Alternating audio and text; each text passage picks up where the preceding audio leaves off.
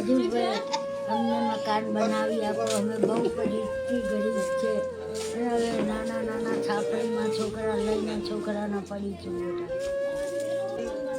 મકાન બનાવી આપો બેટા, બીજો કંઈ નથી કહેતી.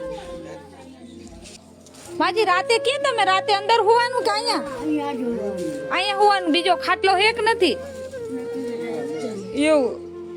દાદીના જીવનનો સંઘર્ષ એમના મોઢેથી તમે સાંભળ્યો અને એમના 3 દીકરા છે જે ગુજરી ગયા છે અને હાલની તકમાં એક નાની ઓયડી છે, પરંતુ નાની વહુ એ ઓયડીમાં રહે છે, જેના કારણે આ દાદા અને દાદી બહાર ઊંઘે છે. આવી ઠંડીમાં પણ એ લોકો બહાર જ ઊંઘે છે, કારણ કે વહુ સાથે એક નાની રૂમમાં કઈ રીતે સસરા સૂઈ શકે.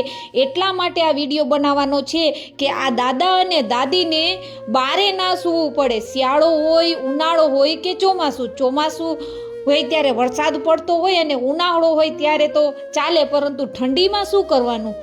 અને દાદી એવું કહેતા હતા કે જ્યારે પણ ચોમાસું આવે ત્યારે નરિયામાંથી ઘણું બધું પાણી ઘરમાં પડતું હોય છે. અને તમે જોઈ શકો છો નરિયા પર ઘણા બધા કાગળ લગાવેલા છે. તો મિત્રો આ વિડીયો ખજૂરભાઈને ખાસ મોકલજો. ભાંગી ગયો છે એમ? કેવી રીતના ભાંગી ગયો તો? આ લોખંડની પલંગ હતી બેટા. લોખંડની પલંગ હટી ગઈ હતી. અને આ તમારો જે છોકરો છે એ મકાન બનાવતા એ કઈ રીતના એ ગુજરી ગયા? એ ભાઈ શું ખબર બેટા, મોત હતી તો મારાથી કઈ કહેવાય નહીં. બીમાર હતા?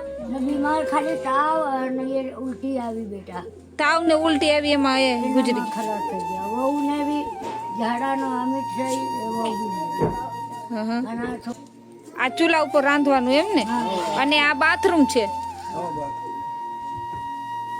બસ બેટા, શું કરો મોટાની વાત તમારા ઘરે. સારું સારું, કઈ વાંધો નહીં. અને આ એમના એક નાના જે વહુ છે, દીકરાના વહુ, એમની નાની અમથી ઓયડી છે, આપણે ભાઈ રસોડા જેવડી છે.